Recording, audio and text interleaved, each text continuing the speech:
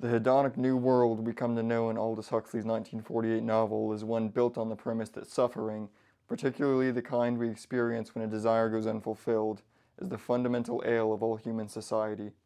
But in order to ensure no desire goes unfulfilled, you first need to heavily condition what those desires will be in the first place. Hence, the adolescent period is spent receiving Pavlovian reinforcement toward or against certain thoughts and behaviors, as well as more traditional brainwashing methods like simple phrases playing on a loop while they sleep. And failing that, a pharmacological override, soma, so that nobody is subjected to a negative sensation for longer than it takes the notion to introduce itself. The society is structured in a rigid caste system assigned during the artificial gestation period of its inhabitants, an assembly line style conveyor of beakers containing embryos, which are subjected to varying levels of enhancement or degradation depending on the predestined caste. Alpha, beta, gamma, delta, or epsilon, with alphas being made smarter and more physically appealing and epsilons ugly dullards, each having within it a secondary distinction of plus or minus. So an alpha minus would be below an alpha plus, but above a beta plus.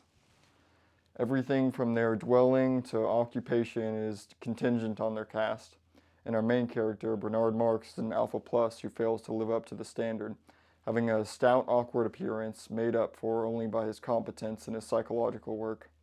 Still, the people of New London are aesthetically minded, spreading rumors that his beaker was accidentally treated with alcohol, basically their equivalent of, your mother must have drank a lot when she was pregnant with you. This led him to develop solipsistic tendencies, illustrated by one of my favorite excerpts in the book on page 90. I want to look at the sea in peace, he said. One can't even look with that beastly noise going on. But it's lovely, and I don't want to look. But I do, he insisted. It makes me feel as though, he hesitated, searching for words with which to express himself. As though I were more me, if you see what I mean. More on my own, not so completely a part of something else. Not just a cell in the social body. Doesn't it make you feel like that, Lenina? But Lenina was crying. It's horrible, she kept repeating. And how can you talk like that about not wanting to be part of the social body? After all, everyone works for everyone else.